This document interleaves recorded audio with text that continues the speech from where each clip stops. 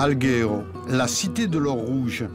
Cette micro-région de Sardaigne est aussi surnommée la Côte de Corail.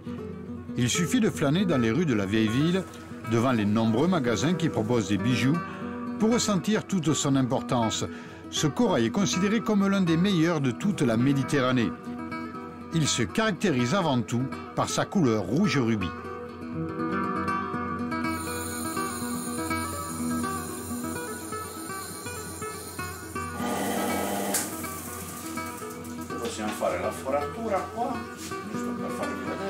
Sur le marché, son prix ne faiblit pas. Il est au niveau de l'or. Et pour tous les artisans agréés, travailler cette matière unique au-delà de la tradition reste aussi une source de revenus non négligeable.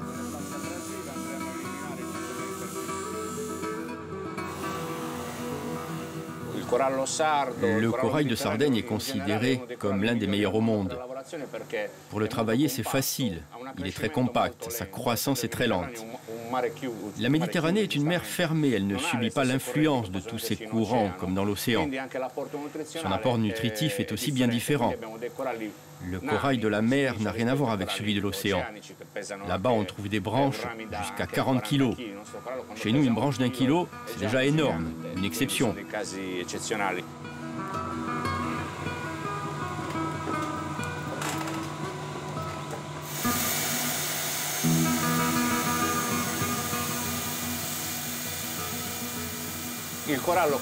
On surnomme ce corail l'or rouge, ce n'est pas pour rien.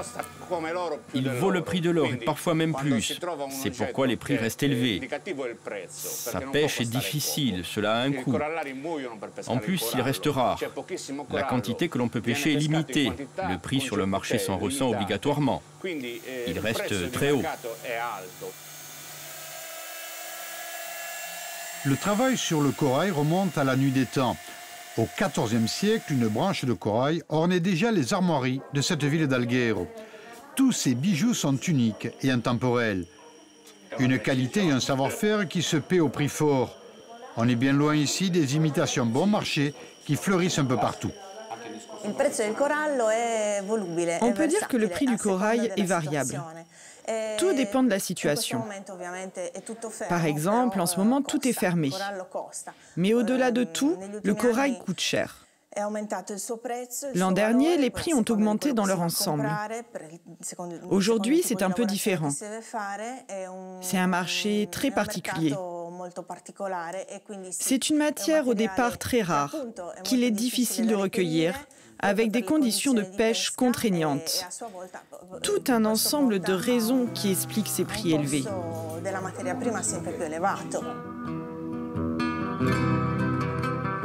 La mythologie fait aussi référence au corail. Selon la légende, il est né du sang de la méduse. Les pouvoirs qu'on lui attribue sont nombreux. Il chasserait notamment les mauvais esprits.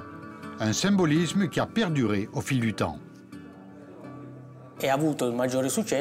C'est pendant l'occupation des Catalans que le corail a connu le plus de succès. À partir de 1354, on a commencé à parler de l'or rouge d'Alghero. C'est l'emblème de notre ville. C'est même devenu un symbole ici. Exactement. C'est à cette époque que l'on a ajouté au drapeau de la ville, avec la mer en fond, les 4 barres jaunes et rouges, symbole de la Catalogne, et une branche de corail.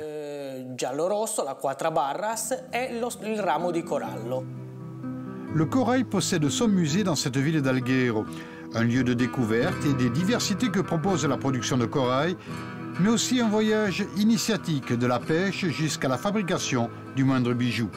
Rien ne manque au tableau, entre tradition, culture et économie de cet or rouge. Dans ce musée, on peut trouver tout le parcours du corail, de son histoire qui est aussi celle d'Alghero, jusqu'à ses aspects scientifiques, sa composition biologique et bien sûr tout ce que l'on peut réaliser avec le corail à l'image de ses réalisations artistiques. Aujourd'hui, Alghero est devenu le symbole du corail et inversement, et ce, dans toute la Sardaigne. Notre corail couleur rubis est considéré comme l'un des plus purs et l'un des meilleurs au monde, et on est connu aussi pour ça. Settimio a passé une bonne partie de sa vie au fond de l'eau. Pêcheur de corail, aujourd'hui à la retraite, il a su trouver dans cette ville d'Alghero un terrain de jeu à sa mesure. Chaque année, seulement 25 licences sont délivrées pour cette pêche entre les mois de mai et d'octobre. Et la quantité recueillie ne doit pas excéder plus de 2,5 kg par pêcheur. L'évolution des techniques de pêche l'inquiète aujourd'hui, avec une possible mise à mal de l'écosystème sous-marin. La rade d'Alghero a une disposition naturelle très favorable pour le corail. Il y en a de partout. Il se reproduit de partout. Mais bien évidemment, si on se place sur un plan purement commercial, on utilise seulement 10% de ce que l'on recueille. Ces 10 dernières années, les massifs de corail ici ont bien grandi. Après, leur croissance est beaucoup plus lente. Il faut 10 ans pour obtenir 1 cm de corail, et pour arriver à 2 cm, il en faut 40.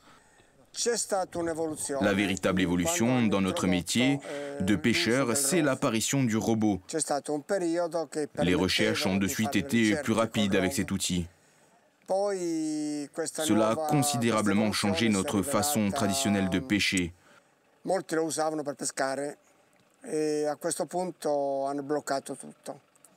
On a tellement utilisé ce robot qu'on s'est mis alors à pêcher de manière excessive. Les massifs coralliens ont été durablement touchés car ils n'avaient pas le temps de grandir.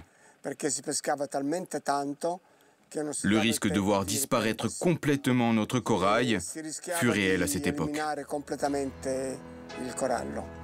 À la fois animal, végétal et minéral, le corail reste un organisme méconnu.